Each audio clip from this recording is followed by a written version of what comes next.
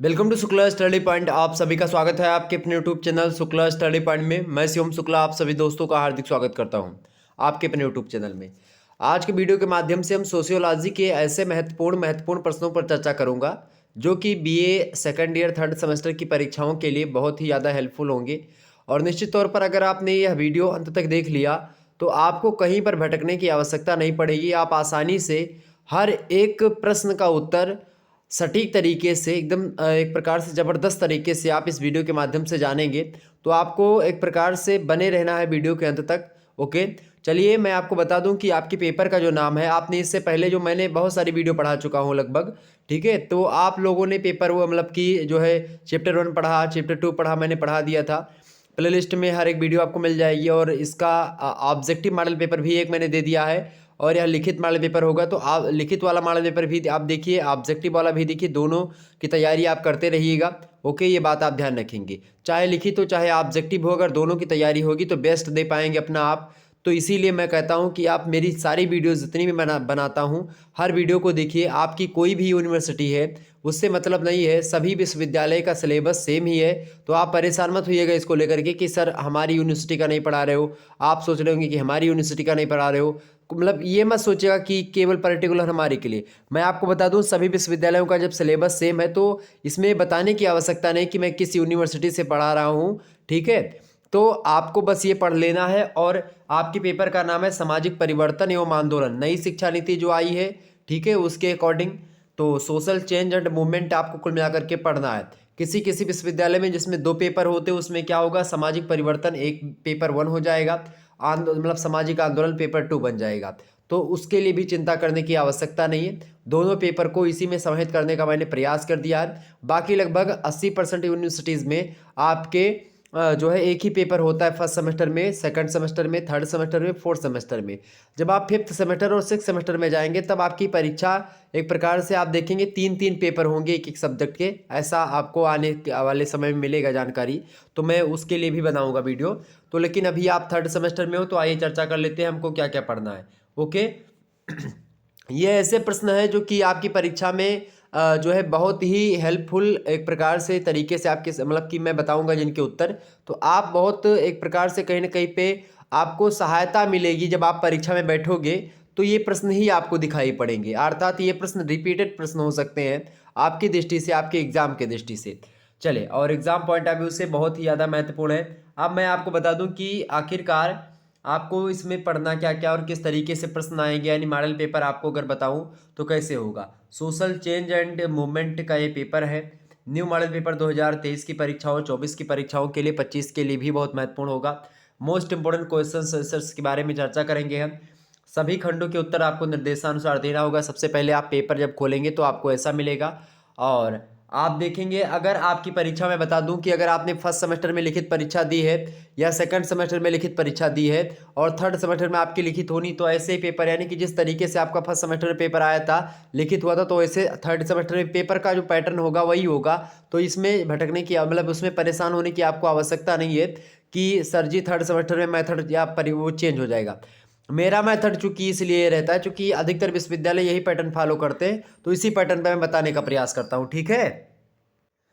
तो चले यहाँ पर देख लेते हैं भाई कि आखिरकार कौन से पैटर्न पर आएगा। तो देखिए, इसमें आज के वीडियो के माध्यम से हम लगभग 10 अति लघु उत्तरीय प्रश्नों के बारे में चर्चा करेंगे और 8 जो है सॉरी 10 अति लघु उत्तरीय प्रश्न, 8 लघु उत्तरीय प्रश्न और आपके लगभग 4 से 5 या 4 या 5 आपके दीर्घ उत्तरीय प्रश्न। जो अति लघु उत्तरीय प्रश्न होते हैं उनको खंड आ में रखा जाता है, ठीक है।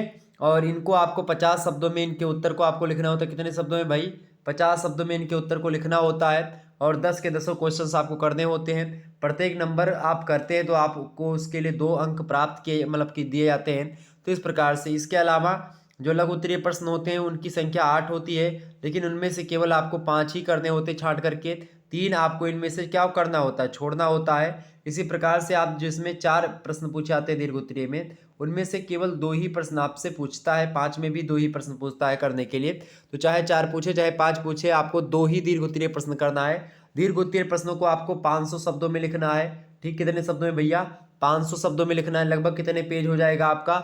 लगभग 4 पेज के आसपास आपका हो जाएगा, 4 से 5 पेज। ठीक है, 4 पेज हो गया तो लगभग आपका दीर्घोत्तरीय हो गया। ठीक है, 4 या 5.5, मतलब 4 या जो है 4.5-5 पेज आपका अगर लिख लिया आपने तो बहुत लिख लिया, मतलब कि वो एकदम से मान लीजिए समझ लीजिए बहुत ज़बरदस्त लिखा आपने। ठीक है, तो ये चीज़ आप ध्यान रखेंगे। 200 शब्दों में आपको लिखना होता है लघु उत्तरीय प्रश्नों के उत्तर। ठीक, ये बात आप ध्यान रखेंगे। तो इस प्रकार से आपसे कुछ प्रश्न पूछे जाएंगे। तो आइए देखेंगे कैसे कैसे प्रश्न बनते हैं। देखें, तो पहला आपका जो है खंड आ है, इसमें कहेगा कि सभी प्रश्न अनिवार्य हैं, सभी प्रश्नों के उत्तर दीजिए एवं प्रत्येक प्रश्न का उत्तर 50 शब्दों में आपको देना है, ये भी मेंशन करेगा। देखिए, पहला प्रश्न आपसे पूछा जा सकता है आपकी परीक्षा की दृष्टि से। देखें, पहला प्रश्न आएगा आपकी परीक्षा में कि सामाजिक परिवर्तन की अवधारणा बताइए। मैं आपको बता दूं कि ऐसा नहीं जरूरी बात की जो मैंने पहले पे रखा हो पहले पे आएगा। हो सकता है 3rd नंबर पे आ जाए या 4th नंबर पे आ जाए या लास्ट पे आ जाए। तो ये इसको लेकर के परेशान मत होइएगा, यानी कि जो मैं पढ़ा रहा हूँ इसको पढ़ लेंगे तो चाहे जितने नंबर पर पूछा जाएगा तो आप आसानी से कर पाएंगे। ठीक, तो जैसा कि आप लोगों ने फर्स्ट सेमेस्टर और जो है 3rd सेमेस्टर में देखा होगा, चूंकि यह पहला वीडियो इसीलिए थोड़ा सा इन्फॉर्मेशन मैं दे रहा था। बाकी जब और भी क्लासेस होंगी जैसे कि और सब्जेक्ट की, तो उसमें मैं इन्फॉर्मेशन इतना तो दूंगा नहीं, तो मैं डायरेक्ट आपको प्रश्न उत्तर जो है प्रकार से बताने का प्रयास करूंगा।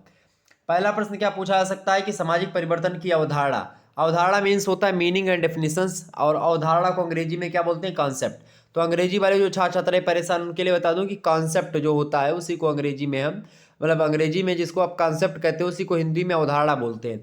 तो सामाजिक परिवर्तन मतलब सोशल चेंज, तो सोशल चेंज का कॉन्सेप्ट हमको समझना है। ठीक है, समझाना है आपको कितने शब्दों में?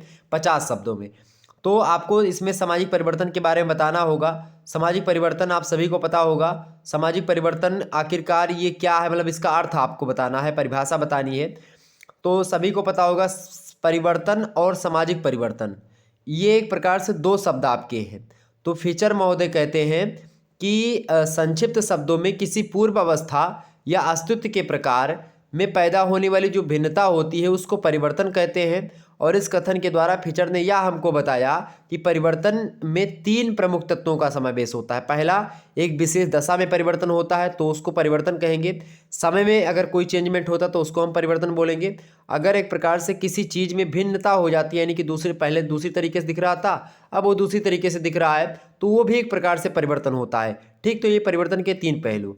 लेकिन एक प्रकार से आप देखते हैं परिवर्तन हो रहा है या परिवर्तन हुआ, यही सब चीज़ें मतलब कि व्यक्ति मतलब वस्तु की दशा में, वस्तु की स्थिति में, वस्तु का एक प्रकार से, तो यही सब चीज़ें होती हैं।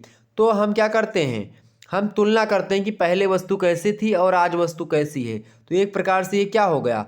परिवर्तन हो गया। जैसे मान लेते हैं कि कुछ समय के बाद में क्या हुआ कि लोगों की वेशभूषा बदल जाए। पहले लोग धोती कुर्ता गमछा पहनते थे, आज पैंट शर्ट टाई पहनते हैं। तो ये क्या हुआ? ये भी एक प्रकार से परिवर्तन हुआ। मकान पहले दूसरे तरीके से बनते थे, ठीक है, पतली पतली ईंटें लगी रहती थी, और अब दूसरे तरीके से मकान बनने लगे हैं। ठीक है, तो ये भी एक प्रकार से परिवर्तन है। आप देखते पहले बस ट्रेन या इन सभी कैसे तरीके से चलते थे, भाप का इंजन बना, उसके बाद में फिर डीजल वगैरह का इंजन बना, आज बिजली के इंजन बन रहे हैं। तो ये भी एक प्रकार से क्या है? परिवर्तन है। पहले आप क्या करते थे, एक प्रकार से हवा पेड़ों के नीचे लेट करके पाते थे, और धीरे धीरे क्या हुआ, हैंड फैन का एक प्रकार से आविष्कार, जिसको बेना कहते हैं मतलब कि देहाती भाषा में, उसका विकास हुआ। बेना के बाद में फिर पंखा बना उसी के आधार पर, पंखे के बाद में क्या बना? कूलर बना, कूलर के बाद में फिर क्या बन गया भाई? एसी बन गई। अब सब्जियां खराब होने लगी उसको लेकर के फ्रिज का निर्माण हो गया। तो कहीं ना कहीं पे आप देखेंगे कि ये सारी चीज़ें एक प्रकार से क्या हो रही हैं, ये सारी चीज़ें डेवलप हो रही हैं। तो ये भी एक प्रकार से क्या होता है? यही सब परिवर्तन होता है। ठीक है, और जब यही परिवर्तन किस में होता है? समाज में होता है, सामाजिक संबंधों में होता है, सामाजिक संरचना में होता है। तो उसी प्रकार के परिवर्तन को हम क्या बोल देते हैं? सामाजिक परिवर्तन बोल देते हैं। अच्छा, सामाजिक परिवर्तन से याद आया कि अगर सामाजिक परिवर्तन को आपको अच्छे से समझना है तो चैप्टर 1 जो वीडियो हमारी है उसको देख लीजिएगा। उसमें हमने चैप्टर मतलब कि सामाजिक परिवर्तन की हर एक पहलू पर विस्तार से चर्चा करी है।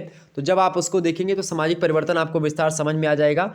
तो सामाजिक परिवर्तन मतलब क्या हो गया कि जब क्या हो, पहली बात व्यक्तियों के सामाजिक संबंधों में जब परिवर्तन होता है तो एक प्रकार से सामाजिक परिवर्तन। अब व्यक्ति के संबंध कैसे होते हैं? मैंने आपको पढ़ाया था या मैंने आपको एक प्रकार से हमेशा बताया कि समाज जो होता है सामाजिक संबंधों का क्या होता है, एक जाल होता है। किसने कहा था? मैकाइबर पेज ने कहा था। और जब सामाजिक संबंधों का जाल होता है समाज, और चूंकि समाजशास्त्र अध्ययन करता है किसका? सामाजिक मतलब कि समाज का अध्ययन करता है, समाज सामाजिक संबंधों का जाल है, तो इसीलिए जब सामाजिक संबंधों में कोई परिवर्तन होगा तो आप मान करके चलो कि वो समाज में परिवर्तन हो रहा है। दूसरी बात, समाज की संरचना को बनाने वाली जो इकाई है अगर उसमें परिवर्तन होगा तो भी समाज में एक प्रकार से परिवर्तन कहलाएगा या सामाजिक परिवर्तन बोला जाएगा। तीसरी बात, सामाजिक और सांस्कृतिक मूल्यों में अगर परिवर्तन हुआ तो भी सामाजिक परिवर्तन बोला जाएगा। पारस्परिक संबंधों में परिवर्तन हुआ या एक प्रकार से उसकी भूमिका में, उसकी परिस्थिति में, उसकी जीवन शैली में परिवर्तन हुआ तो वो भी सामाजिक परिवर्तन बोला जाएगा।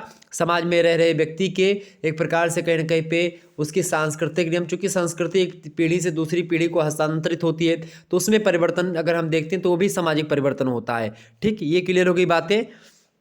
मैकाइबर पेज कहते हैं कि समाजशास्त्री होने के नाते हमारा प्रत्यक्ष संबंध केवल सामाजिक संबंधों के अध्ययन से है और इसी दृष्टिकोण से सामाजिक संबंधों में होने वाला परिवर्तन को हम सामाजिक परिवर्तन कहते हैं, ये उन्होंने बताया। उन्होंने कहा कि यदि किसी समुदाय में त्याग की जगह स्वार्थ पर आधारित संबंध होते हैं तो उनको प्राधान्य मिलने लगे।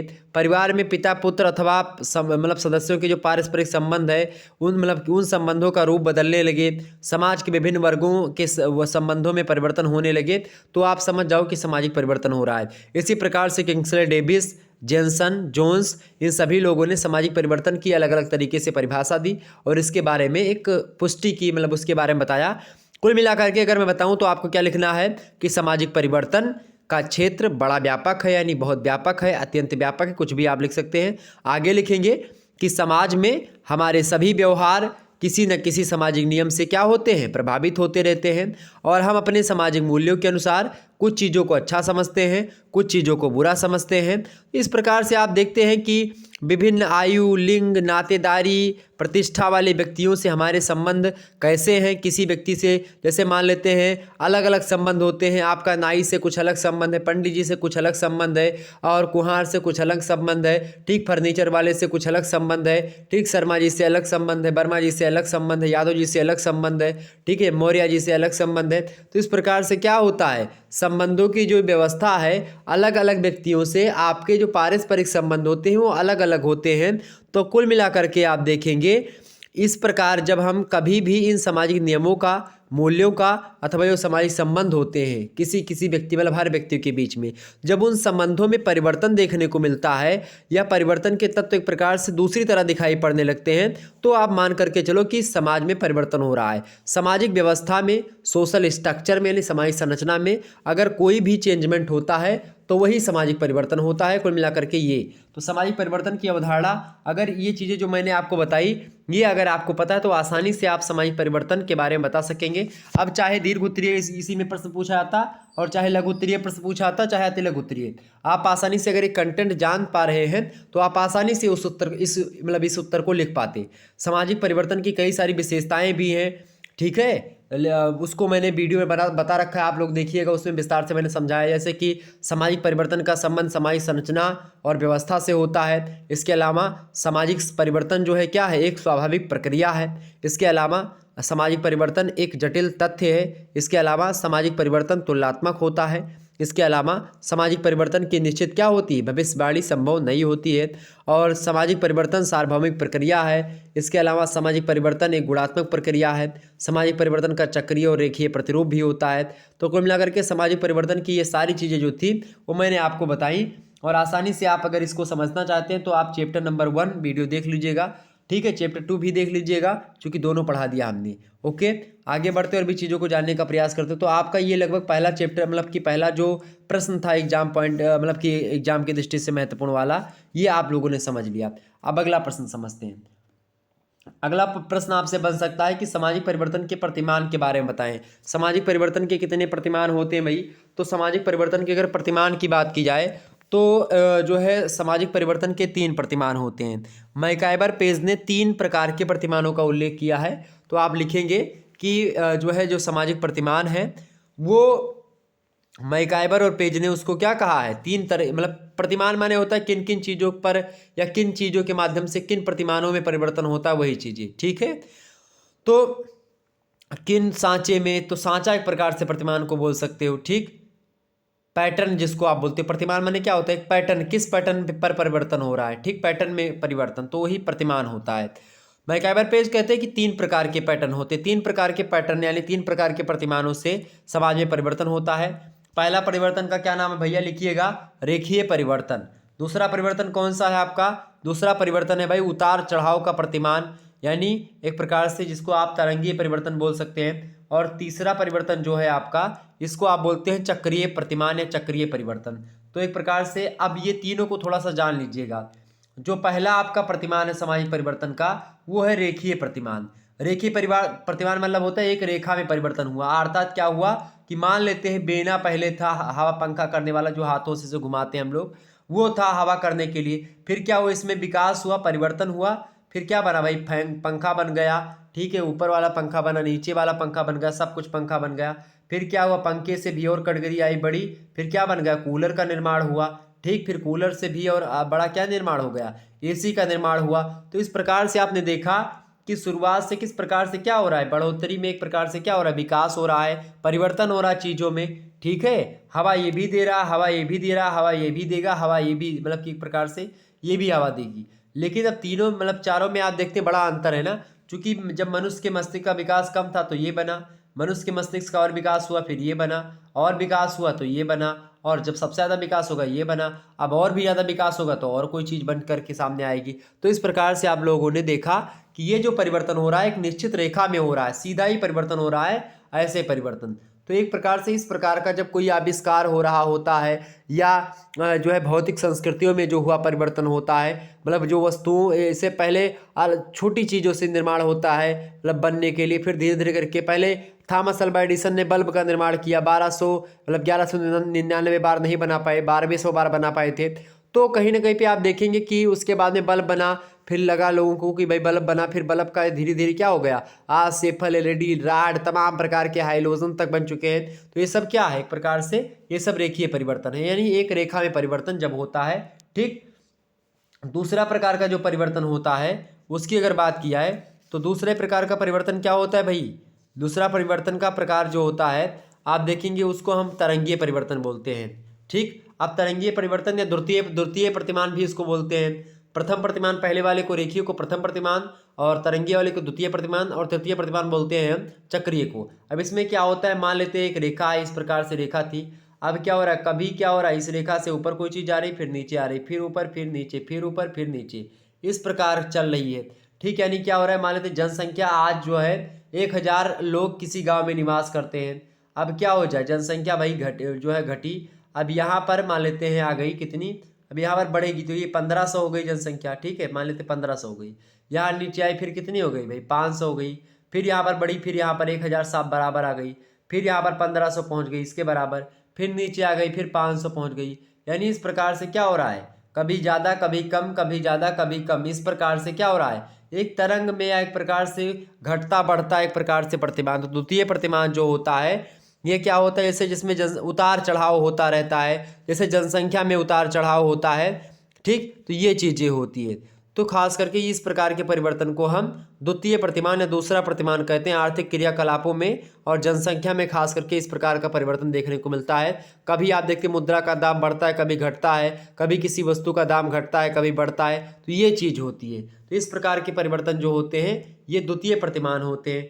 जो तृतीय प्रतिमान है आपका भाई उसका नाम है तरंगीय, यानी कि एक प्रकार तरंगीय परिवर्तन, चक्रीय परिवर्तन।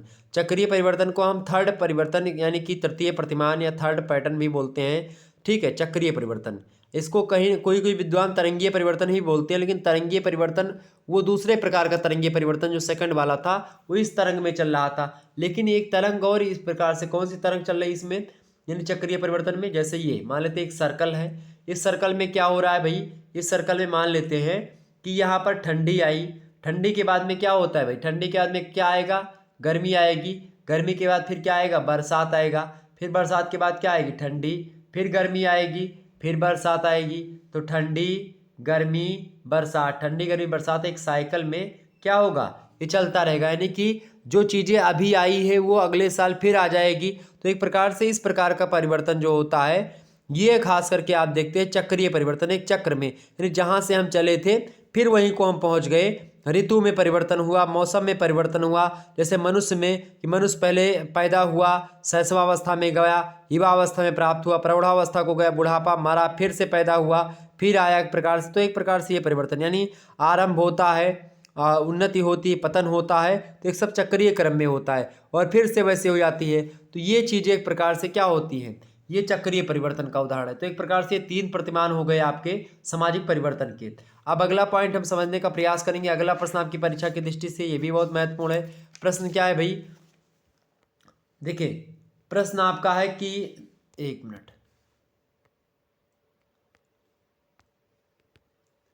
अच्छा ये सब प्रतिमान वगैरह मैंने सब बता दिया है एक ही वीडियो के अंतर्गत, मतलब चैप्टर 1 में ही। और अगला प्रश्न देखेंगे, जननांकीय कारक एवं प्रौद्योगिकीय कारक के बारे में बताएं। जननांकीय कारक मतलब क्या है यहाँ पर, चूंकि समाज में जो परिवर्तन हो रहा है ये किन्हीं न किन्हीं कारणों के कारण से, यानी कि फैक्टर्स ऑफ सोशल चेंज, तो उनमें से जो डेमोग्राफिक फैक्टर्स है, जननांकिकीय कारक है, वो बहुत ज़्यादा महत्वपूर्ण है, ठीक है, सामाजिक परिवर्तन के लिए। तो जननांकिकीय कारकों की अगर बात की जाए तो पेट्रिम सोरोकिन इसकी परिभाषा को देते हुए कहते हैं कि जननांकिकीय कारक का अर्थ किसी समाज की जनसंख्या के आकार और घनत्व में वृद्धि होना या कमी होना, यानी ह्रास होना है। यानी आप देखेंगे क्या होता है, जननांकिकीय कारकों से किस प्रकार समाज में परिवर्तन होता है, इसी को समझना है। तो जननांकीय मान लेते जनसंख्या बढ़ गई, जनसंख्या घट गई, ठीक है, जनसंख्या बढ़ गई, घट गई। अच्छा, जनसंख्या के बढ़ने और घटने से भी क्या होता है, समाज में बहुत ज़्यादा क्या होता है भाई, प्रभाव पड़ता है, ठीक है। इसको लेकर के मैंने जो सेकंड चैप्टर उसमें वीडियो बनाई है।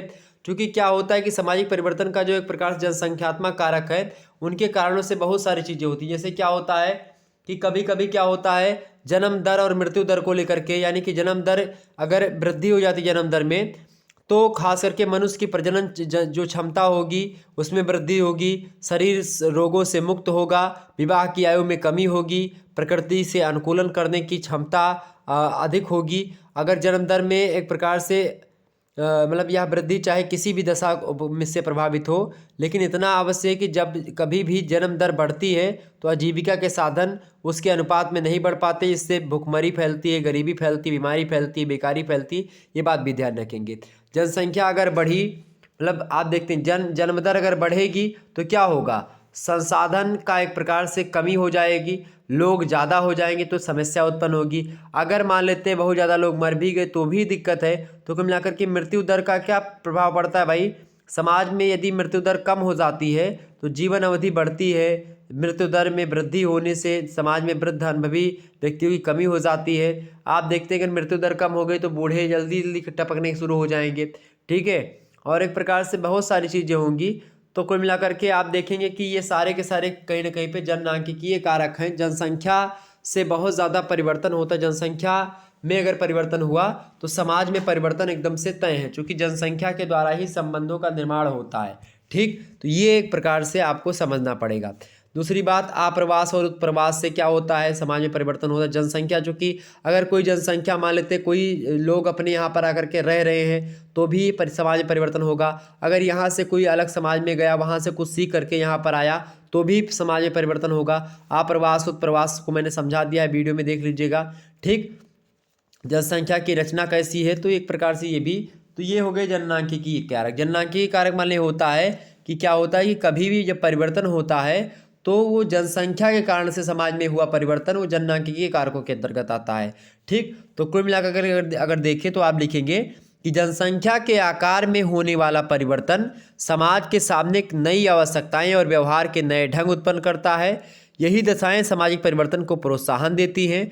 इन सभी परिस्थितियों को ध्यान में रखते हुए पेट्रिम सोरोकिन ने यह निष्कर्ष निकाला कि यदि हम जननांकिकीय संप्रदाय की कुछ त्रुटियों यानी गलतियों और इसके एक पक्षीय विचारों को उसमें से निकाल देते हैं, तब निश्चय ही क्या होगा, सामाजिक घटनाओं को स्पष्ट करने में जनसंख्यात्मक कारकों का योगदान महत्वपूर्ण होने लगेगा। तो एक प्रकार से ये जनसंख्यात्मक कारक एक प्रकार से बहुत अधिक महत्वपूर्ण है समाज में होने वाले परिवर्तन से। अगला पॉइंट आपका है प्रौद्योगिकीय कारक, technological factors of social change, okay. तो सामाजिक परिवर्तन उत्पन्न करने में प्रौद्योगिकी कारक सबसे महत्वपूर्ण एक प्रकार से है। चूँकि प्रौद्योगिकी आप देखते हैं लगातार क्या हो रहा है, टेक्नोलॉजी जिसको आप बोलते हैं टेक्नोलॉजी का विकास हो रहा है और प्रौद्योगिकी वह ज्ञान है वह अथवा वह साधन है जिसके माध्यम से हम क्या करते हैं, जीवन के लिए उपयोगी वस्तुओं को प्राप्त करते हैं। कुल मिलाकर के आप देखते हैं कि जो भी वस्तुएं आपको दिख रही होंगी सब टेक्नोलॉजी के माध्यम से ही आपके पास हैं। उससे बहुत ज़्यादा आपके जीवन में परिवर्तन हुआ। आप देखते होंगे कि आपके जीवन में आप यहाँ पर बैठ करके घर में पढ़ रहे हो मोबाइल से, क्या यह संभव था पहले अगर यंत्रीकरण ये नहीं हुआ होता? यानी कि अगर आपके फ़ोन में मतलब कि आपके पास फ़ोन नहीं होता तो आप पढ़ पाते नहीं पढ़ पाते। फ़ोन का आविष्कार ही नहीं हुआ होता तो आपको कॉलेज के सारे बैठे रहना पड़ता, और कॉलेज में पढ़ाया जाए या ना पढ़ाया जाए तो उसका कोई पता ही नहीं है। तो ये चीज़ें हैं ना, ठीक है। तो ये हो गए प्रौद्योगिकी कारक, ठीक। तो कुल मिलाकर के टेक्नोलॉजी ने बहुत समाज में परिवर्तन किया है, ठीक। और कैसे कैसे परिवर्तन है, जैसे आप देखते हैं शिक्षा के क्षेत्र में बहुत ज़्यादा परिवर्तन हुआ, ठीक है। और आज सोशल मीडिया के द्वारा आप देख ही रहे होंगे कि जिस प्रकार से पहले लोग समाचार पत्रों को प्रकाशित करवाते थे अपने विचारों की भाव भंगिमाओं को दूसरों तक पहुंचाने के लिए, आजकल क्या हो रहा है, सोशल मीडिया का सहारा लेते हैं लोग। खबर वगैरह आप देखते हैं, प्रेस मीडिया तमाम प्रकार की चीज़ें हैं जो कि क्या कर रही हैं, धीरे धीरे हर एक चीज़ों को, परिवहन के साधनों का विकास हुआ, कई सारी चीज़ें हुई। अब इसमें प्रौद्योगिकी कारकों में क्या क्या हुआ भाई, देखिए सबसे पहली बात तो यंत्रीकरण हुआ। जो पहले काम हाथ करते थे वह मशीनें करने लगी, ये पहला। दूसरी बात ये हुई कि कृषि की नवीन प्रविधियों का विकास होता है और नई नई चीज़ों का निर्माण होता है। अब नई नई प्रविधियाँ, नए नए फसल, नए नए बीजों का निर्माण होता है, और कृत्रिम गर्भाधान केंद्रों, फसल को सुरक्षित रखने के लिए कोल्ड स्टोर, तमाम प्रकार की चीज़ें, रासायनिक खादों का निर्माण हो गया, ट्रैक्टर बने, मशीनें तमाम सारी बनी, फसल बोने के लिए मशीन बन गई, काटने के लिए मशीन बन गई, उसको सफाने के लिए मशीन बन गई। मतलब सब काम हम मशीनों ने कर लिया, तो कहीं ना कहीं पे आपको थोड़ा सा रिलीफ मिला और इसके कारण से आपके संबंधों में मधुरता आई। तो ये चीज़ें भी है, यानी कि इसके कारण से भी समाज में खूब परिवर्तन हुआ प्रौद्योगिकी कारकों से। इसके अलावा परिवहन व संचार के नए नए साधनों का विकास हुआ, मोबाइल फ़ोन का विकास हुआ, चलते चित्रों का विकास हुआ, टीवी का विकास हुआ, एलईडी बनी। इन सभी से क्या होता है, आपके तमाम सारी चीज़ें, जो भी चीज़ें आप देखते हैं, परंपरागत नैतिकता है, रूढ़ियाँ हैं, संयुक्त परिवार है, विवाह की रूढ़िगत पद्धतियाँ हैं, और तमाम सारी चीज़ें हैं। आप देखते हैं हर चीज़ों को, आप देखते हैं आधुनिकता, पश्चिमी विचारों को, जीवन साथी का स्वतंत्र चुनाव करने का अधिकार, ये सब आप तभी जान पाए जब टीवी सीरियल्स वगैरह आप देख रहे होते हैं। तो एक प्रकार से ये सारी चीज़ें आपको पता होंगी, ये प्रौद्योगिकी कारकों के द्वारा समाज में हुआ परिवर्तन है। इसके अलावा आपका चौथा पॉइंट क्या है, उद्विकास एवं प्रगति की परिभाषा दीजिए। उद्विकास किसे कहते हैं और प्रगति किसे कहते हैं, इसको तो मैंने ऑलरेडी आपको समझाया था खूब विस्तार से। उद्विकास किसे कहते हैं और प्रगति किसे कहते हैं, फटाफट से बताने का प्रयास करेंगे। उद्विकास मैंने आपको बताया, जो मिड टर्म की परीक्षा हुई थी, मतलब मिड टर्म की जो परीक्षा एक प्रकार से आपकी लगी हुई थी, तो उद्विकास, उसमें मैंने बता दिया उद्विकास के बारे में। आपको मैं बताऊं, उद्विकास, क्रांति, विकास और प्रगति, ये 4 पॉइंट है। यानी कि उद्विकास को अंग्रेजी में बोलते हैं इवोल्यूशन, और विकास को बोलते हैं डेवलपमेंट, और प्रगति को बोलते हैं प्रोग्रेस, और क्रांति को बोलते हैं रेवोल्यूशन। तो बात की जाए उद्विकास की, तो उद्विकास का मतलब क्या होता है, समाज के संगठन और सामाजिक संस्थाओं में जो तमाम सारे स्तर होते हैं उनके द्वारा बहुत धीरे धीरे होने वाला परिवर्तन समाज को सरलता से जटिलता की ओर ले जाता है। आप देखते हैं पहले समाज बहुत सरल था, रोटी कपड़ा मकान ही केवल उसी तक व्यक्ति सीमित था, उसी से बस केवल अपना भोजन का सहारा पहले मिल जाए, भोजन के बाद धीरे धीरे उसकी आवश्यकताएं बढ़ती जाती है, और आजकल बहुत सारी आवश्यकताएं, यानी आज का जीवन जो है जटिल हो गया है, और पहले का जीवन सरल था, मनुष्य भी एक जानवर की भांति रहता था। तो इस प्रकार से ये उद्विकास होगा। उद्विकास मतलब क्या, कि आदि मानव से लेकर के मनुष्य बनने की प्रक्रिया जो पूरी रही है, ये उद्विकास है, ठीक। बात की जाए अगर क्रांति की, तो क्रांति क्या है, क्रांति मतलब होता है जब बहुत तेजी से कोई आकस्मिक यानी सडनली कोई चेंजमेंट हो जाता है समाज में, तो समाज की सामाजिक स्थिति हो गई, आर्थिक स्थिति हो गई, या राजनीतिक स्थिति या संरचना हो गई। सामाजिक, आर्थिक और राजनीतिक स्थिति और संरचना को एक प्रकार से अगर कोई ऐसी चीज़ या ऐसी घटना जो कि एकदम से बदल करके रख देती है, तो क्रांति कहलाती है, यानी रेवोल्यूशन कहलाती है। विकास की बात की, यानी डेवलपमेंट की बात की जाए, तो डेवलपमेंट का मतलब क्या होता है, नई प्रौद्योगिकी के प्रभाव से होने वाला जो भौतिक परिवर्तन होता है, जिससे क्या होता है, समाज को अधिक शक्तिशाली और समृद्ध बनाया, मतलब कि बनाया जाता है। तो वो चीज़ है, यानी कि आप देखते हैं खास करके डेवलपमेंट, कोई चीज़ था, मैंने बताया नहीं कि डेवलपमेंट मतलब कूलर हुआ तो कूलर से बन गया फ्रिज, तो ये एक प्रकार से क्या है, ये डेवलपमेंट है, ओके। और जब कूलर से फ्रिज बना तो इसी के कारण से क्या होता है, मनुष्य के संबंधों में परिवर्तन भी हो जाता है बाद में चल करके, तो एक ही ये कारक हो जाता है। इसके अलावा प्रगति की अगर बात की, प्रगति किसे कहते हैं, प्रगति जो होती है समाज द्वारा मान्यता प्राप्त लक्ष्य और सामाजिक मूल्यों की दिशा की ओर होता है, जिसके द्वारा हम अपनी भौतिक और सांस्कृतिक दशाओं में सामंजस्य स्थापित करते हैं। और कुल मिलाकर के आप देखते तो ये 4 पहलू थे जिसके बारे में मैंने बताया, तो समझ में आ गई बातें उद्विकास वगैरह के बारे में। उद्विकास की परिवर्तन मतलब उद्विकास की परिभाषा को देते हुए मैकाइबर और पेज कहते हैं कि जब परिवर्तन में केवल निरंतरता ही नहीं निरंतरता ही नहीं होती बल्कि परिवर्तन की एक दिशा भी होती है, तब ऐसे परिवर्तन से हमारा मतलब होता है उद्विकास। ठीक, ये बात ध्यान रखिएगा उद्विकास के बारे में। उद्विकास एक प्रकार से आप देखते हैं इसके कई सारी चीज़ें उद्विकास के बारे में बताई। विकास, फिर विकास, प्रगति की अगर बात की जाए, प्रगति क्या है, तो प्रगति प्रोग्रेस शब्द से बना है। ठीक है, ये बात आप ध्यान रखते हैं। लवले महोदय कहते हैं कि प्रक्षित मतलब कि प्रगति इच्छित अथवा मान्यता प्राप्त दिशा की ओर होने वाला परिवर्तन है, किसी भी दिशा में होने वाला परिवर्तन नहीं है। ठीक, मतलब इच्छा अनुसार मान्यता प्राप्त दिशा में जो लोगों ने बनाया है कि भाई अगर इस दिशा में कोई व्यक्ति जा रहा है या इस दिशा में काम हमारा जा रहा है तो वो अच्छा हो रहा है, आगे बढ़ रहा है, तो वो प्रकार से आप क्या बोलेंगे, उसको प्रगति बोलेंगे, प्रगति कर रहे हैं आप। ठीक, तो प्रगति वह तथ्य है जो मानवीय प्रसन्नता में क्या करता है, वृद्धि करता है। तो प्रगति को मिलाकर के एक सांस्कृतिक तथ्य है। प्रगति वांछित विकास होता है, जो मन में होता है वही उसी प्रकार से विकास होता है। प्रगति की अवधारणा तुलनात्मक होती है। प्रगति का संबंध सामूहिक जीवन से होता है। प्रगति की अवधारणा परिवर्तनशील होती है। प्रगति का संबंध जागरूक और चेतन प्रयत्नों से होता है। ये सारी चीज़ें प्रगति के बारे में थी जो मैंने आपको बता रखी। ओके, तो एक प्रकार से विकास और प्रगति तो आपके समझ में आ गई।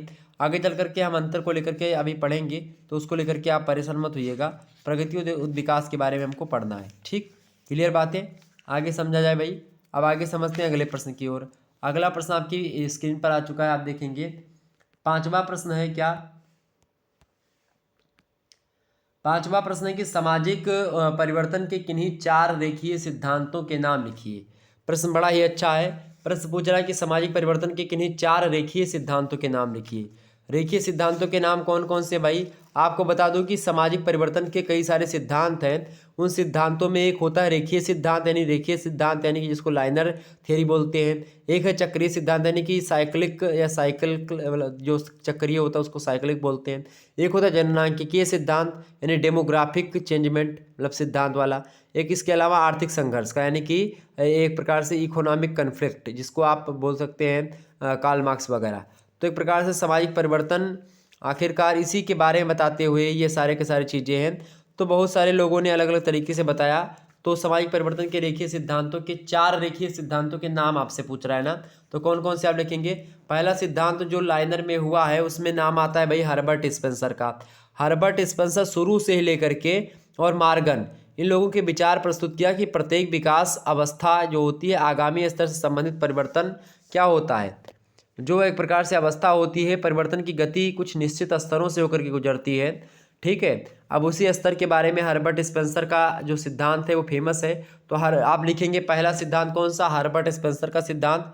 दूसरा सिद्धांत आप लिख सकते हो मार्गन का सिद्धांत। तीसरा सिद्धांत आप लिख सकती हैं काम्ट का सिद्धांत। चौथा सिद्धांत आप लिख दीजिएगा वेबलिन का प्रौद्योगिकीय सिद्धांत। ये सब क्या है, ये सब लाइनर सिद्धांत के क्या हैं, एक प्रकार से नाम है। ओके, क्लियर हो गई बातें।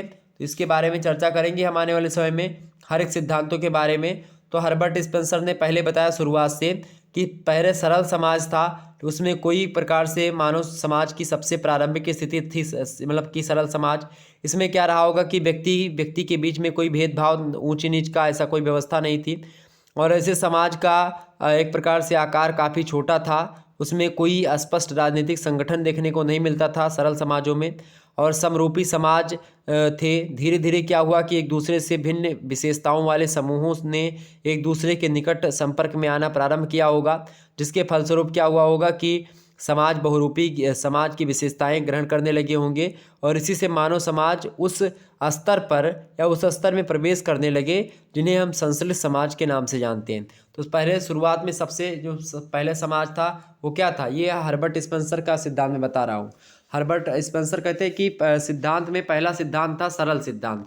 दूसरा सिद्धांत एक प्रकार मतलब सरल सिद्धांत जो था मतलब कि एक प्रकार से जो हर्बर्ट स्पेंसर का सिद्धांत है, थ्योरी ऑफ हर्बर्ट स्पेंसर सामाजिक परिवर्तन के रेखीय सिद्धांत को लेकर के, उसमें पहला समाज रहा होगा। 4 अवस्थाएं बताई इन्होंने सबसे पहले समाज के विकास को लेकर के।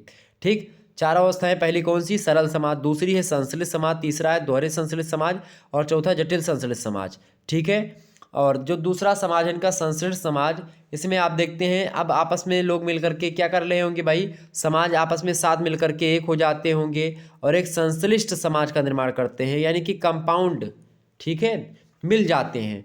इसके बाद में दोहरे संश्लिष्ट समाज आता है, डबल कंपाउंड, यानी कि स्पेंसर कहते हैं कि जब समाजों में गोत्रों की स्थापना होती है तब दोहरे संश्लिष्ट समाजों का विकास होता है।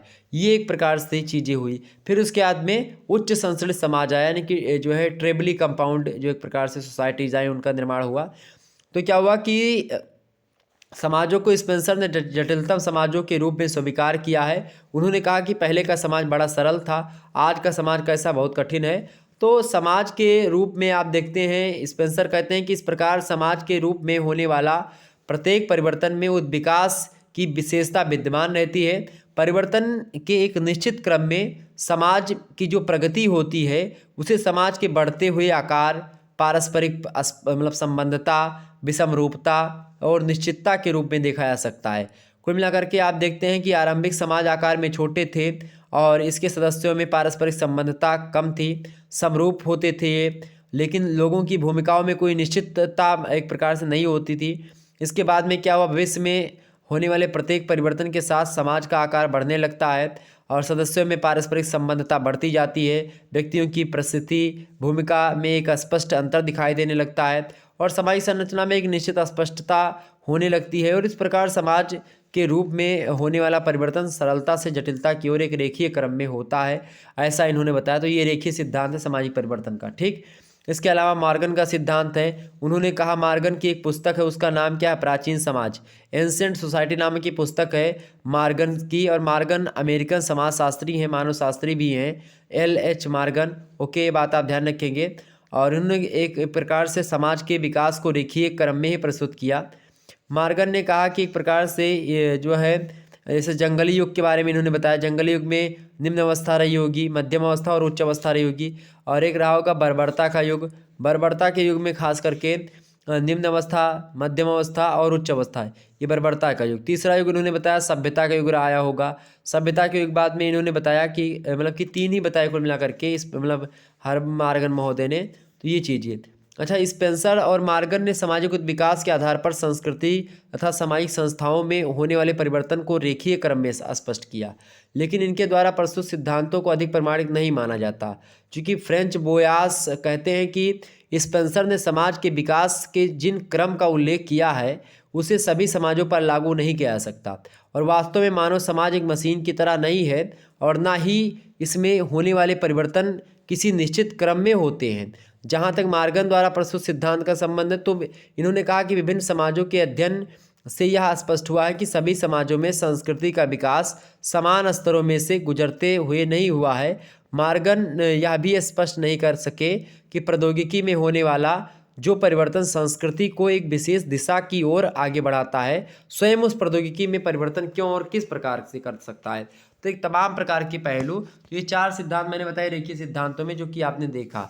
कांट का सिद्धांत भी इसी प्रकार से है और बेबलिन का भी सिद्धांत इसी प्रकार से है। इसके अलावा सामाजिक परिवर्तन के चक्रीय सिद्धांत भी है। स्पेंगलर जो है चक्रीय सिद्धांतों के बारे में बताते हैं। इसके अलावा पेट्रिम सोरोकिन बताते हैं। ठीक है, तो इन लोगों का भी नाम आप ध्यान रखिएगा, एग्जाम में प्रश्न आपसे पूछ सकता है। टायनबी भी चक्रीय सिद्धांत के प्रतिपादक हैं। परेटो भी चक्रीय सिद्धांत के बारे में बताते, चक्रीय सिद्धांत में बल दिया इन्होंने भी। ठीक है, तो इस प्रकार से बहुत सारे लोगों ने चक्रीय सिद्धांत, बहुत सारे लोगों ने रेखीय सिद्धांत के बारे में बताया। ठीक, तो कुल मिलाकर के चीज़ें आपकी समझ में आ गई। अगला प्रश्न आप देखते हैं, 6वां प्रश्न आप देखिएगा, संस्कृतिकरण का अर्थ बताइए। संस्कृतिकरण का अर्थ बताइए, बताएं। कल्चराइजेशन जिसको आप बोलते हैं, कल्चराइजेशन क्या होता है? कल्चराइजेशन का मतलब फटाफट से बताने का प्रयास करिएगा सभी लोग। संस्कृतिकरण किसे कहते हैं? भारत में सामाजिक परिवर्तन की प्रक्रियाएं हैं, एक प्रकार से 3 प्रक्रियाएं हैं। एक तो संस्कृतिकरण, एक पश्चिमीकरण और तीसरा है आपका लौकिकीकरण। ठीक है, यानी कि संस्कृति मतलब कि संस्कृतिजेशन और वेस्टर्नाइजेशन, और एक प्रकार से लौकिकीकरण को क्या बोलते हैं हम? सेकुलराइजेशन, ठीक है। तो एक प्रकार से आप देखते हैं ये सारी चीज़ें जो हैं आपको सामाजिक परिवर्तन की प्रक्रियाएं होती हैं, जिनके कारण से क्या होता है, समाज में परिवर्तन होता है, ठीक। डॉक्टर योगेंद्र की एक पुस्तक है, उसका नाम है मॉडर्नाइजेशन ऑफ इंडियन ट्रेडिशन, ठीक है। और आप देखेंगे कि बहुत सारे विद्वानों ने इस पर काम किया है, इन सभी चीज़ों के बारे में, जैसे M N Srinivas, Yogendra Singh, S C Dubey और मैकी मेरियट लर्नर, इन लोगों ने इस पर काम किया, भारतीय समाज में परिवर्तन और संस्कृति को में परिवर्तन को लेकर के। और मॉडर्नाइजेशन ऑफ इंडियन ट्रेडिशन जो है, ये भारतीय समाज और संस्कृति में होने वाले परिवर्तन की प्रक्रियाओं को परंपरा और आधुनिकता के बीच होने वाली अंतरक्रिया के आधार पर स्पष्ट किया है गया है। मेरिडल आप देखते हैं ये भी इससे संबंधित रहे। और एम एन श्रीनिवास की पुस्तक है social change in modern India, ये भी पुस्तक यानी आधुनिक भारत में सामाजिक परिवर्तन, ये सारी पुस्तकें कहीं ना कहीं पे इन प्रक्रियाओं से संबंधित है। तो आगे हम समझते हैं कि आखिरकार संस्कृतिकरण क्या होता है। संस्कृतिकरण का आपसे अर्थ पूछा गया है, संस्कृतिकरण, ठीक है। तो अपनी एक पुस्तक है एक प्रकार से, उसमें आप देखते हैं संस्कृतिकरण की अगर बात की जाए तो दक्षिण भारत के कुर्गों में धर्म का समाज, इसको आप देखते हैं, इसमें एम एन श्रीनिवास की पुस्तक है। ये कौन सी पुस्तक है, दक्षिण भारत के कुर्गों में धर्म तथा समाज, यानी कि religion and society among the जो है कुर्गेस या कुर्गो ऑफ साउथ इंडिया। तो इसमें आप देखते हैं इन्होंने एम एन श्रीनिवास ने एक परिभाषा दी संस्कृतिकरण की, कहा कि संस्कृतिकरण वह प्रक्रिया है जिसके द्वारा एक निम्न हिंदू जाति अथवा कोई जनजाति या अन्य समूह किसी उच्च और प्रायः द्विज जाति के समान अपने रीति रिवाजों, अपने कर्मकांडों या अपनी विचारधारा और जीवन शैली को बदलने लगता है, तो उसको हम संस्कृतिकरण कहते हैं। संस्कृतिकरण की अगर बात की जाए मुख्य रूप से अगर बोले, संस्कृतिकरण का संबंध निम्न जातियों द्वारा उच्च जातियों के सभी तरह के जो व्यवहार होते हैं उन्हीं को अपना लेना है, उन्हीं की नकल कर लेना, उन्हीं का अनुकरण कर लेना है। यानी कि मान लेते हैं जो दहेज परंपरा आई वो कहीं ना कहीं पे आप देखिएगा तो संस्कृतिकरण की प्रक्रिया के परिणाम स्वरूप ही आई। पहले के राजा महाराजा और जो बड़े लोग हुआ करते थे वही दहेज वगैरह दिया करते थे अपनी बच्ची को एक प्रकार से, और लोगों ने देखा कि अगर फलाने दे रहे हैं तो हमू दे भाई, तो वो भी लोग देने लगे। एक प्रकार से आप देखते हैं जो बड़े बड़े लोग हुआ करते थे या बड़ी बड़ी जातियाँ हुआ करती थी, जो काम वो करती थी उन्हीं काम को जो निम्न जाति के लोग हुआ करते थे वो करने का जब प्रयास करते थे, तो इसी प्रक्रिया को हम क्या बोलते हैं, यानी कि जो अभी तक निम्न कार्य करते आ रहे थे जो मतलब कि लोग, ठीक है, जो एक प्रकार निम्न जाति के लोग, अब वो जब बड़ी बड़ी जातियों के तमाम सारे अच्छे अच्छे कार्यों को देख रहे हैं तो अभी वो कार्य करने के लिए तत्पर हो रहे हैं। तो एक प्रकार से वो कार्य जो कि उन्होंने उच्च जातियों से सीखा है, तो वो सीखने की प्रक्रिया, वो सीखने की क्रिया वही बोल दी जाती है समाज मतलब संस्कृतिकरण। क्लियर हो गई बातें, तो आप लिख दीजिएगा यही परिभाषा, ठीक है।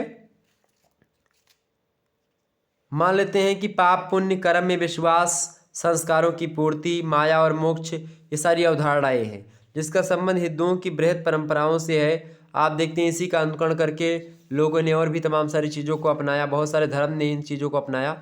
ये है संस्कृतिकरण, ठीक, जिसके बारे में मैंने बताया।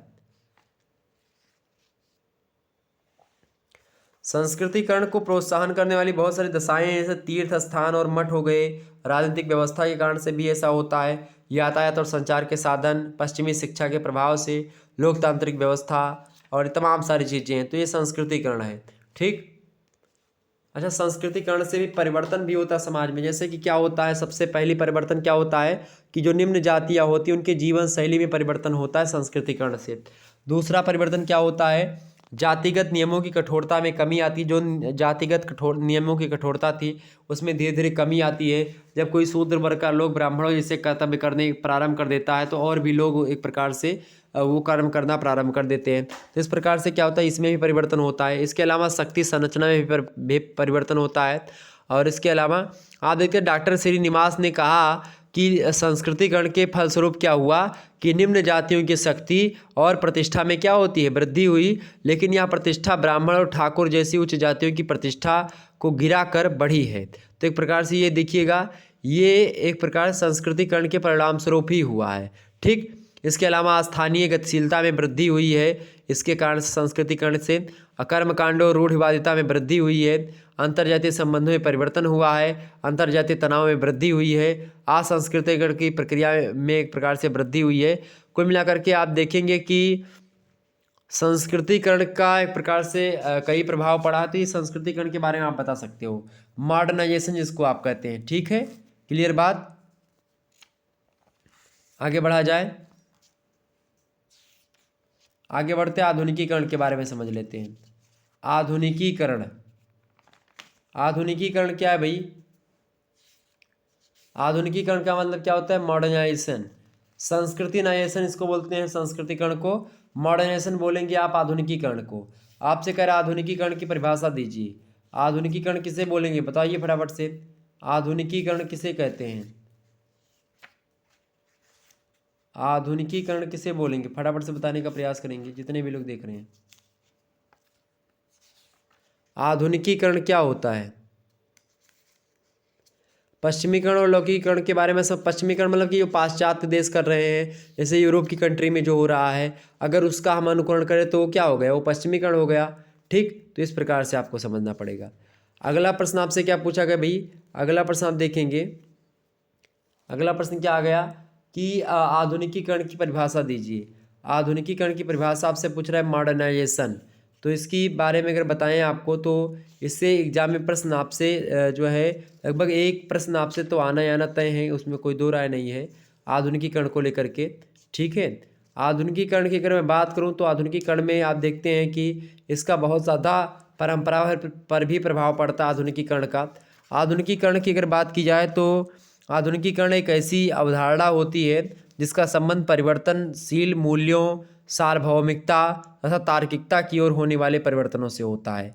आप देखेंगे कि डॉक्टर एस.सी. दुबे जो कि भारतीय समाजशास्त्री हैं, इन्होंने कहा कि आधुनिकीकरण परिवर्तन का एक विशेष प्रारूप होता है जो सामाजिक संरचना जैसे कि मूल्य, उन्मेष, प्रेरणा, ये सब कुछ प्रतिमानों से संबंधित होता है। यही होता है एक प्रकार से आधुनिकीकरण। आधुनिकीकरण में क्या होता है? इन सभी चीज़ों में परिवर्तन होता है। योगेंद्र सिंह की पुस्तक है मॉडर्नाइजेशन ऑफ इंडियन ट्रेडिशन, भारतीय परंपरा का आधुनिकीकरण। आप देखते हैं आधुनिकीकरण के बारे में इसमें विस्तार से इन्होंने बताया है। ठीक, तो कुल मिलाकर के आधुनिकीकरण परिवर्तन की वह प्रक्रिया होती है जो किसी परंपरागत अथवा पिछड़े हुए समाज में प्रौद्योगिकी विकास, धर्मनिरपेक्षता, लौकिकता, स्वतंत्रता, गतिशीलता जैसी विशेषताओं के प्रभाव में वृद्धि करने लगती है। कुल मिलाकर के आधुनिकीकरण का मतलब ये होता है जो पुरानी चीज़ें हैं जो अभी तक हम करते आ रहे थे, अब हम और ज़्यादा दिमाग लगा करके उन्हीं पुरानी चीज़ों से हमने नई चीज़ बना ली और उससे कम समय में, कम शक्ति में, कम ईंधन में, कम खर्च में हम उससे अच्छा कार्य कर पा रहे हैं। तो वो हो गया मॉडर्न, मतलब एक प्रकार से आधुनिकीकरण यानी मॉडर्नाइजेशन। मान लेते हैं कि पहले कूलर था और कूलर से आ गया भाई, उससे बाद में मतलब आ गई एसी। अब मान लेते हैं एसी उससे अच्छा ठंडी देती, तो एक प्रकार से वो क्या है? वो मॉडर्नाइजेशन ही है। धीरे धीरे या समाजों में परिवर्तन हुआ, एक प्रकार से वस्तुओं में, किसी प्रकार के व्यक्ति के विचारों में परिवर्तन हुआ।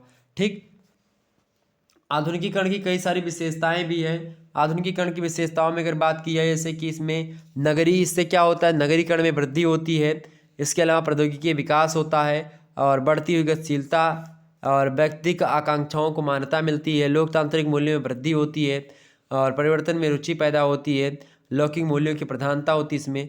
तो कुल मिलाकर के ये चीज़ें आपको थोड़ा सा जानना पड़ेगा। इसके अलावा आधुनिकीकरण की अगर बात की तो इसके संबंध भी, यानी आधुनिकीकरण का संबंध परंपरा से भी रहा है। परंपरा और आधुनिकीकरण दो तुलनात्मक दशाएं होती हैं और प्रत्येक समाज में आप देखते हैं परंपरा और आधुनिकीकरण के तत्व साथ साथ विद्यमान रहते हैं। इसके अलावा जो है व्यक्तियों के व्यवहार किसी न किसी रूप में उनकी परंपराओं से अवश्य प्रभावित होते। किसकी परंपराओं से भाई? किसी परंपराओं से, जो भी परंपरा है उस व्यक्ति के जो है पूर्वज लोगों की रही होगी। तो इस प्रकार से आप देखते हैं ये खास करके आधुनिकीकरण था। अगला प्रश्न आपसे पूछ सकता है भाई, अगला प्रश्न आपसे क्या पूछ सकता है? देखेंगे सभी लोग। अगला प्रश्न, सामाजिक आंदोलन के 4 प्रकारों के नाम बताइए। सामाजिक आंदोलन के 4 प्रकारों के नाम लिखिए, आपसे प्रश्न पूछ रहा है। बहुत ज़बरदस्त प्रश्न है। सामाजिक आंदोलन के 4 प्रकारों के नाम। सामाजिक आंदोलन के 4 प्रकार कौन कौन से हो सकते हैं? फटाफट से बताने का प्रयास करेंगे। सामाजिक परिवर्तन के 4 प्रकार की अगर बात की जाए तो कई सारे 4 प्रकार हैं सामाजिक मतलब आंदोलन के प्रकार के। ठीक, कौन कौन से भाई? फटाफट से बताने का प्रयास करेंगे। सामाजिक आंदोलन के एक प्रकार से 4 प्रकार। सामाजिक आंदोलन कितने प्रकार का हो सकता है बताएंगे? तो सामाजिक आंदोलन कई प्रकार से होता है, आप सभी को पता होगा। सामाजिक आंदोलन, ठीक है। एक पुस्तक है, उनका नाम क्या है? मार्शल। मार्शल ने संपादित किया उस पुस्तक को, समाजशास्त्र का ऑक्सफोर्ड शब्दकोश, ठीक है। उसमें आप देखते हैं अंग्रेजी शब्द मूवमेंट का प्रयोग सबसे पहले फ्रांस के विचारक सेंट साइमन ने 18वीं शताब्दी में किया था। इसके बारे में स्पष्ट जानकारी मिलती है। तो सामाजिक आंदोलन के बारे में आप जानिए, सामाजिक आंदोलन है क्या? तो सामाजिक आंदोलन की परिभाषा को देते हुए एम.एन. राव महोदय ने कहा है, एम.एस.ए. राव ने कहा, मतलब उनकी एक पुस्तक है खास करके भारत में सामाजिक आंदोलन, सोशल मूवमेंट इन इंडिया। उसमें परिभाषा लिखते हैं सामाजिक आंदोलन की, कहते हैं कि एक सामाजिक आंदोलन समाज के किसी भाग द्वारा समाज में आंशिक या पूर्ण परिवर्तन लाने के लिए किया जाने वाला संगठित प्रयत्न होता है। इसमें एक विचारधारा पर आधारित सामूहिक जो लामबंदी होती है वो निहित होती है, और इस दृष्टिकोण से परिवर्तन के लिए सामूहिक प्रयत्न और एक विशेष विचारधारा सामाजिक आंदोलन के प्रमुख तत्व होती है। यानी कि एक आंदोलन कर करके समाज में परिवर्तन लाना, वो चीज़ें, ठीक है। टर्नर और किलन कहते हैं कि सामाजिक आंदोलन निरंतरता के साथ किया जाने वाला वह सामूहिक प्रयत्न है जिसका उद्देश्य उस समाज में परिवर्तन को प्रोत्साहन देना या परिवर्तन को रोकना होता है जो या फिर जिनके वे एक अंग होते हैं। यानी कुल मिलाकर के सामाजिक आंदोलन की बात की जाए तो समाज में बहुत सारे आंदोलन होते हैं, तो वो एक निश्चित क्रमबद्ध तरीके से होने वाला और एक सोची समझी रणनीति के द्वारा किया गया परिवर्तन आंदोलन, ठीक। आंदोलन जब बहुत सारे आंदोलन होते हैं, जैसे छात्र संघ का आंदोलन हो गया, कृषक आंदोलन हो गया, महिलाओं का आंदोलन हो गया, दलितों का आंदोलन हो गया, तो ब्राह्मणों का आंदोलन हो गया, तो ये सब आंदोलन हो गए। छात्रों का आंदोलन हो गया, तो यही सब आंदोलन होता है। और खासकर जब भी आंदोलन होता है तो यह महात्मा गांधी ने बहुत सारे आंदोलन किया था, और क्या हुआ? समाज परिवर्तित हुआ कि नहीं हुआ? ठीक, देश आज़ाद हुआ कि नहीं हुआ? तो एक प्रकार से सामाजिक आंदोलन ही है। आपसे 4 प्रकार पूछ रहा सामाजिक आंदोलन के, तो 4 प्रकार कौन कौन से हो सकते हैं आप बताने का प्रयास करेंगे। कोई 4 प्रकार का परिवर्तन बताइए, सामाजिक परिवर्तन कोई 4 प्रकार का, ठीक है, बताइए। तो कई प्रकार के परिवर्तन होते हैं समाज में, 4 प्रकार के परिवर्तनों के नाम बताएं फटाफट से, जितने भी लोग देख रहे हैं। बिल्कुल, हाँ भाई, एक बार वीडियो को शेयर कर दीजिए, जितने भी लोग देख रहे हो फटाफट से वीडियो को शेयर कर दीजिएगा। ओके, सामाजिक आंदोलन के अगर प्रकारों की बात की जाए तो कई सारे प्रकार हैं। सबसे पहले आपको बता दूं कि एक व्यक्ति हैं डेविड अबरले। डेविड अबरले जो है, उन्होंने सामाजिक आंदोलन के क्षेत्र और सीमा को ध्यान से रखा, और ध्यान में रख करके इन्होंने 4 भागों में सामाजिक आंदोलन जो है उनको बांटा। पहला आंदोलन कौन सा आप लिखेंगे? पहला आंदोलन है रूपांतकारी आंदोलन, ठीक है। रूपांतकारी आंदोलन मतलब हो, उन्होंने कहा कि यह वे आंदोलन होते हैं रूपांतकारी आंदोलन जिनका उद्देश्य क्या होता है? विद्यमान व्यवस्था की मूलभूत संरचना अथवा सांस्कृतिक व्यवस्था में आमूल परिवर्तन लाना होता है, ठीक। यानी इसके द्वारा समाज के नए ढंग से रचना करना होता है रूपांतकारी परिवर्तन से, यानी उसका रूप ही बदल दिया जाए, जो भी संरचना थी उसका स्ट्रक्चर ही परिवर्तित कर दिया जाए। दूसरे प्रकार का एक परिवर्तन होता है समाज में, कौन सा? सुधारवादी आंदोलन, यानी रिफॉर्मेटिव मूवमेंट। आप देखते हैं इसमें आप रिफॉर्मेटिव के लिए बहुत सारी चीज़ें होती हैं, लोग शोषण के विरुद्ध करते हैं, प्रदूषण के विरुद्ध करते हैं, तो ये एक प्रकार से ये चीज़ें हो गई, ठीक है। इसके अलावा तीसरा जो परिवर्तन होता है, मतलब कि आंदोलन होता है, वो किस पर होता है? मुक्तिपरक आंदोलन, यानी कि रेडेम्पटिव एक प्रकार से जो मूवमेंट्स होते हैं उसमें।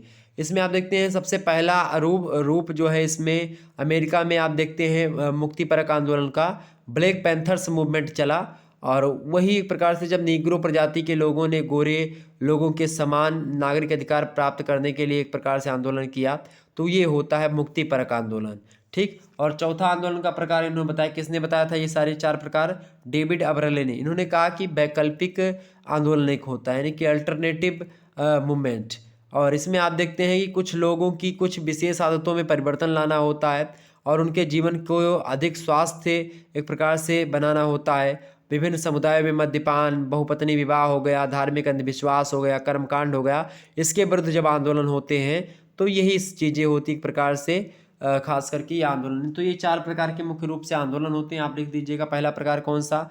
रूपांतकारी आंदोलन, दूसरा सुधारवादी आंदोलन, तीसरा मुक्तिपरक आंदोलन, चौथा वैकल्पिक जो है आंदोलन। वैसे आपको बताऊं तो ये 4 आप याद है तो ये 4 लिख दीजिएगा। नहीं तो एक व्यक्ति हैं हार्टन महोदय। हार्टन महोदय ने एक प्रकार से उनकी एक पुस्तक है समाजशास्त्र, सोशियोलॉजी नाम की पुस्तक उन्होंने लिखी है, समाजशास्त्र में सामाजिक आंदोलन। तो उन्होंने सामाजिक आंदोलनों को 5 प्रकार से बांटा है। पहला आंदोलन उन्होंने कौन सा बताया? प्रवासी आंदोलन। दूसरा आंदोलन कौन सा बताया उन्होंने? अभिव्यक्ति प्रधान आंदोलन। तीसरा आंदोलन कौन सा उन्होंने बताया? काल्पनिक आंदोलन। चौथा आंदोलन बताया जो इन्होंने हार्टन ने, वो बताया था सुधार आंदोलन। और 5वां आंदोलन बताया था क्रांतिकारी आंदोलन।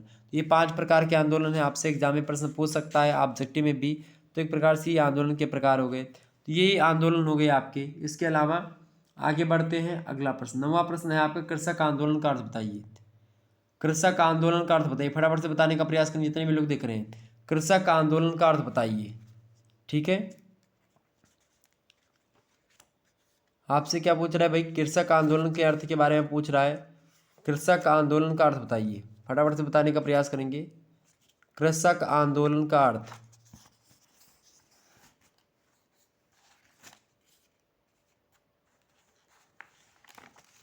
कृषक आंदोलन, कृषक आंदोलन समझ में आ रही ना बातें? कृषक आंदोलन, दलित आंदोलन, महिला आंदोलन, ये सब आंदोलन आप देखते हैं समय समय पर होते रहे हैं। तो उनमें से एक आंदोलन है कृषक आंदोलन, उसके बारे में थोड़ा सा जानने का प्रयास करेंगे। देखिए, कृषक आंदोलन किसे कहते हैं? सबसे पहले तो ये कृषक आंदोलन क्या होता है बताइए सभी लोग। कृषक आंदोलन किसे कहते हैं बताएं? बिल्कुल, कृषक आंदोलन की अगर बात करें तो प्रोफेसर राजेंद्र सिंह जो है, प्रोफेसर राजेंद्र सिंह कहते हैं इसकी परिभाषा को देते हुए। किसकी? तो कृषक आंदोलन की परिभाषा को देते हुए कौन बोलते हैं भाई? तो कृषक आंदोलन की परिभाषा को देते हुए राजेंद्र सिंह कहते हैं कि हिंसा जो होती है, क्या होती है? कृषक आंदोलन की परिभाषा को देते हुए प्रोफेसर राजेंद्र कहते हैं कि हिंसा या हिंसा का भय दिखा करके जब कोई व्यक्ति खेतीहर मजदूरों तथा अपनी भूमि पर खेती करने वाले किसानों द्वारा बड़े भूस्वामियों या सरकार द्वारा संगठित रूप से विरोध किया जाता है, तब इससे संबंधित आंदोलन को ही कृषक आंदोलन कहा जाता है। पी खुराना कहते हैं कि समाज का कोई भी आंदोलन कृषक आंदोलन हो सकता है, बशर्ते उसका मूल उद्देश्य कृषकों के अधिकार या हक की लड़ाई लड़ना हो, और चाहे वह कृषकों द्वारा संगठित हो या दूसरे समूहों के द्वारा संगठित हो। ठीक, तो कृषक आंदोलन हो गया। डॉक्टर तरुण मजूमदार कहते हैं कि कृषक आंदोलन के बारे में इन्होंने बताया कि समाज में क्या कहा तरुण मजूमदार ने, कि समाज में कृषि कार्यों से संबंधित प्रत्येक वर्ग के उत्थान तथा शोषण से मुक्ति पाने के लिए किए गए साहसिक प्रयासों को कृषक आंदोलन कहा जाता है। ठीक, तो इस प्रकार से कृषक आंदोलन की बात की जाए, आप सभी को पता होगा कि कृषक आंदोलन जो है अलग अलग स्थानों पर तमाम सारे कृषकों की समस्याएं भारत में ही नहीं बल्कि आप देखते हैं तमाम सारे देशों में भी विद्यमान है, जैसे कि जापान, मैक्सिको, दक्षिण अमेरिका, ऑस्ट्रेलिया, यहाँ सब भी कृषकों की स्थिति सुधार करने के लिए आंदोलन होते रहे। कुल मिलाकर के अगर मैं बताऊं आपको तो आप लिखेंगे कृषक आंदोलन मुख्यतः खेतीहर किसानों तथा भूमिहीन श्रमिकों से संबंधित वे आंदोलन हैं जो उनके शोषण, उत्पीड़न तथा आर्थिक परतंत्रता के खिलाफ उत्पन्न होते हैं। और कृषक आंदोलन की बात की जाए तो इसमें मुख्य सहभाग कृषकों और कृषि से जुड़े अन्य शोषित वर्गों का ही होता है, और इसमें आप देखते हैं कि इन्हें समर्थन देने के लिए कुछ दूसरे वर्ग भी इनके साथ जुड़ जाते हैं। तो कृषक आंदोलन में आप देखते हैं कृषकों की सहभागिता का उद्देश्य केवल अपनी समस्याओं को उबारना होता है, जबकि इसे समर्थन देने वाले दूसरे लोगों की सक्रियता, साधारणता कुछ व्यक्तिगत और राजनीतिक लाभ के कारण से लोग उनकी सहायता करके और थोड़ा सा उकसाते हैं लोगों को। तो कुल मिलाकर के आप देखते हैं ये आंदोलन होता है कृषक आंदोलन। कृषक आंदोलन के बारे में आप देखिएगा तो स्वतंत्रता प्राप्ति के बाद कृषक आंदोलन को A.R. देसाई ने अपनी पुस्तक, उनकी पुस्तक है खास करके, ठीक है, उस पुस्तक में उन्होंने नक्सलवादी आंदोलन के बारे में बताया। ठीक, और इसके अलावा बहुत सारी चीज़ें होती गई। तो कुल मिलाकर के जमींदारी उन्मूलन आंदोलन हुआ, खेड़ा आंदोलन हुआ, चंपारण आंदोलन हुआ। ठीक, कृषक आंदोलनों में ही चंपारण आंदोलन है। उसके बाद में आप देखते हैं चंपारण आंदोलन में क्या हुआ था, मतलब कि किसानों से बलपूर्वक नील की खेती करवाई जाती थी, और यही आंदोलन अहिंसक होने के बाद में काफ़ी समय तक चलता रहा था। और आप देखते हैं पाबना आंदोलन जो है ये भी एक महत्वपूर्ण कृषि आंदोलन ही है। और मतलब कि बिजोलिया आंदोलन हो गया, ठीक, खेड़ा आंदोलन हो गया, अवध किसान सभा आंदोलन हो गया, 1920 ईस्वी में आप देखते हैं सरदार पटेल के नेतृत्व में बारदोली कृषक आंदोलन हुआ था। ठीक, तो ये सब भी आंदोलन ही है, ये सब कृषक आंदोलन है। 1929 ईस्वी तक आप देखते हैं चला था वो आंदोलन, 1920 में स्टार्ट होकर के। तो और 1921 में एक प्रकार से एक आंदोलन शुरू हुआ उत्तर प्रदेश में, एका आंदोलन बड़े किसानों के द्वारा चलाया गया। तो ये सब आंदोलन है, ये सब कृषक आंदोलन है। तो आपसे अगर एग्जाम में पूछे तो आप आसानी से बता सकते हो। ठीक है, इसके अलावा जमींदारी उन्मूलन आंदोलन हुआ, तेलंगाना आंदोलन हुआ, अनूप एंटोनी लेख में भी आप देखते हैं इन सभी के बारे में पता चलता है। तो ये सब हो गए कृषक आंदोलन। ठीक, आगे बढ़ते और भी चीज़ों को जानने का प्रयास करते हैं। अगला प्रश्न आपके समक्ष है, पर्यावरणीय आंदोलन क्या है? पर्यावरणीय आंदोलन के बारे में थोड़ा सा बताने का प्रयास करेंगे। पर्यावरणीय आंदोलन क्या है या किसे कहते हैं पर्यावरणीय आंदोलन, बताएं।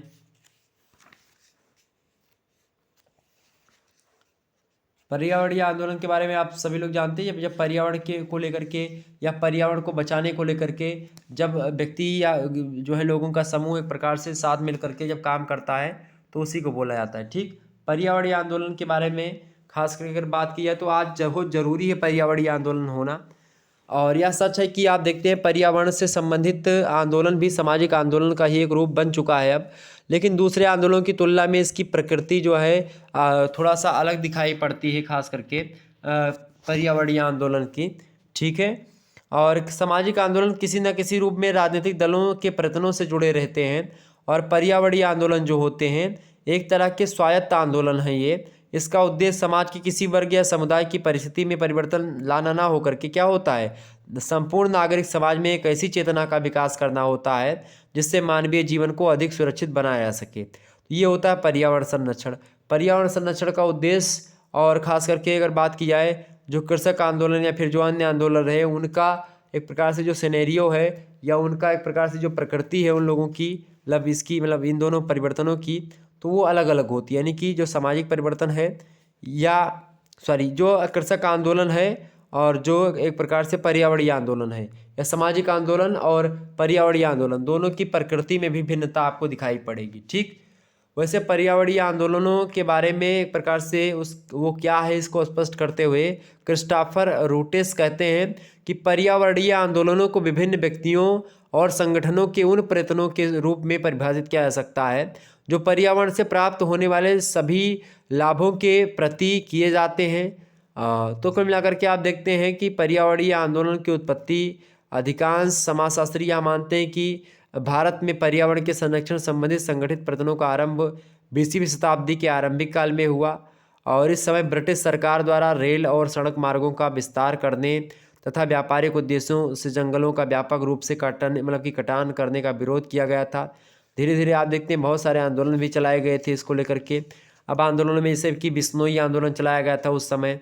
ठीक है, चिपको आंदोलन चलाया गया था। इसके अलावा आपको पता होगा और भी आंदोलन चलाए गए थे।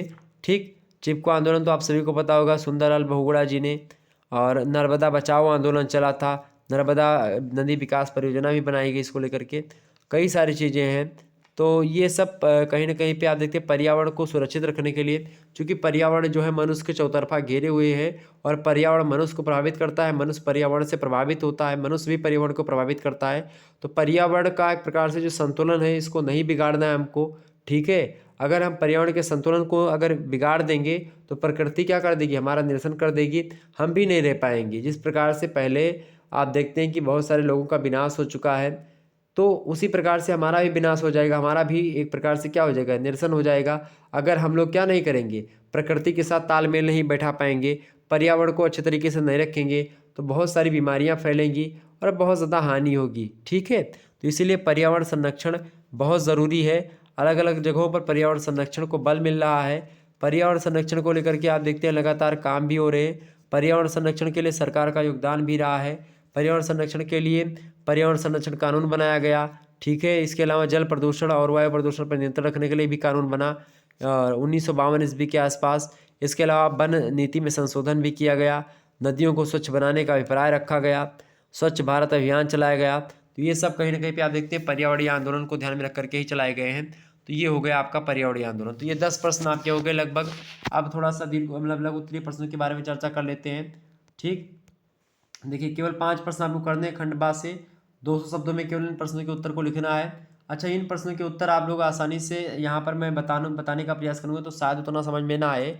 इसीलिए मैं क्या कर रहा हूँ कि आप इन प्रश्नों के उत्तर को देखने के लिए हमारे चैनल को सब्सक्राइब कर दीजिएगा और आपको आने वाले समय में वीडियोज़ मिलती रहेंगी इसकी, ठीक है। तो इस प्रकार से आप इन प्रश्नों के उत्तर हमारी वीडियोज़ के माध्यम से पा सकते हो, चैप्टर वाइज वीडियो को देख करके।